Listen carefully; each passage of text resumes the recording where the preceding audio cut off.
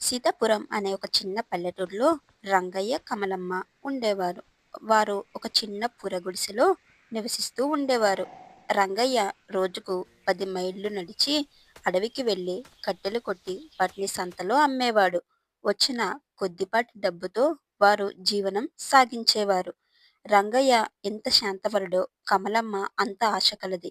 ఎప్పుడు చూసినా ఈ దారిద్ర్యమేనా మన తలరాత మారదా అని నిత్యం అతన్ని వేధించేది. అయితే ఒకరోజు రంగయ్య ఎప్పట్లాగే అడవికి కట్టెల కోసం వెళ్తుండగా అతడికి ముళ్ళ పొదల మధ్య నుంచి ఒక ఆర్తనాదం వినిపించింది. వెళ్ళి చూడగా ఒక అద్భుతమైన మెరుపులతో ఉన్న బంగారు జింక వేటగాడు ఉచ్చులో చిక్కుకుంది. ఇంకా కళ్ళలో నీళ్లు చూసి రంగయ్యకు చాలా బాధ అనిపించింది. భయం వద్దు తల్లి అంటూ తన గొడ్డలితో వలను కత్తిరించి దాన్ని రక్షించాడు. అప్పుడు ఆ జింక ఈ విధంగా అంది, నీ సహాయం వెలకట్టలేనిది. నేను సామాన్యమైన జింకను కాదు, ఈ అడవికి వనదేవతను. నీకు ఏం కావాలో కోరుకో, నీ కష్టాలను తీరుస్తాను అంది. రంగయ్య వినయంగా, అమ్మా నేను నా భార్యను అడిగి చెబుతాను అని ఇంటికి పరిగెత్తాడు. కమలమ్మకు విషయం చెప్పగానే ఆమె ఆనందానికి అవధులు లేవు. వెంటనే వెళ్ళి మనకు ఒక పెంకుటిల్లు, ఇంట్లోకి కావలసిన సామాన్లు, పెరట్లో పాడి ఆవులు కావాలని అడుగు అంది. రంగయ్య వెళ్ళి అడగ్గానే జింక మాయాజలంతో అంతా సిద్ధం చేసింది. కొన్ని రోజులు గడిచాక కమలమ్మ మనసు మారింది. ఈ పెంకుటిల్లు ఏపాటిది?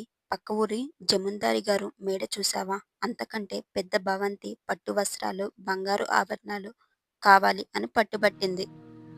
రంగయ్య మళ్ళీ అడవికి వెళ్ళాడు. జింక మౌనంగా కోరిక తీర్చింది. ఇప్పుడు వారు ఆ ఊళ్ళోనే అత్యంత ధనికులు. కానీ కమలమ్మకు పొరుగువారిని చూసి గర్వం పెరిగింది తప్ప సంతృప్తి కలగలేదు.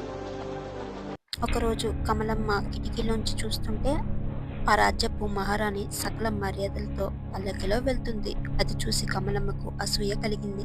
రంగయ్యను పిలిచి, నువ్వు వెళ్ళి ఆ జింకతో చెప్పు, నేను ఈ రాజ్యానికి మహారాణి కావాలి, నువ్వు మహారాజు కావాలి, 1000 మంది సైనికులు మనకు సలాం కొట్టాలి అని ఆజ్ఞాపించింది. రంగయ్య భయపడుతూనే అడవికి వెళ్ళాడు.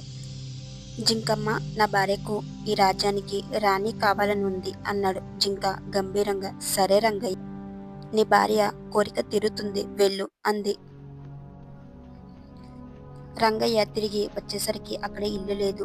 ఒక భారీ కోట ఉంది. వందలాది మంది సేవకులు రంగయ్యకు స్వాగతం పలికారు. కమలమ్మ రత్నాలు పొదిగిన సింహాసనంపై కూర్చొని ఉంది. కొన్ని నెలలు కమలమ్మ అధికార గర్వంతో ఊగిపోయింది. రాజ్యంలోని ప్రజలను ఇబ్బంది పెట్టింది. ఒకరోజు రాత్రి ఆమెకు నిద్ర పట్టలేదు. బయట నిండు పౌర్ణమి వెలుగు కిటికీలోంచి పడుతుంది. ఆమెకు ఒక వింత ఆలోచన వచ్చింది. నేను ఈ రాజ్యానికి రానిని, కానీ నా నిద్రను ఈ వెలుతురు చెడగొడుతుంది. సూర్యుడు ఎప్పుడు ఉదయించాలో, చంద్రుడు ఎప్పుడు రావాలో నేనే నిర్ణయించాలి. సూర్యచంద్రులు నా కట్టు బానిసలు కావాలి అని నిర్ణయించుకుంది.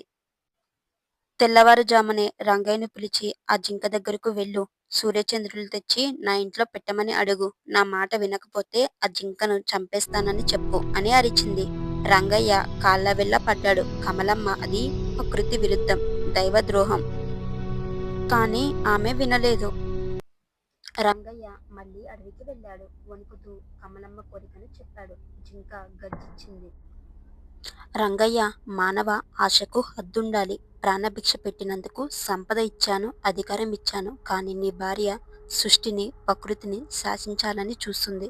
ప్రకృతిని బంధించాలనుకునే వారు ఏమీ లేని అనాథలుగా మిగలాల్సిందే. మీకున్నదంతా ఈ క్షణమే అంతమైపోతుంది, వెళ్ళు అని అంది. పరిగెత్తుకుంటూ గ్రామానికి వెళ్ళాడు. అక్కడ కోట లేదు, సైన్యం లేదు. కనీసం ఆ పాత పెంకుటిల్లు కూడా లేదు. దూరంగా వాళ్ళ పాత చినిగిపోయిన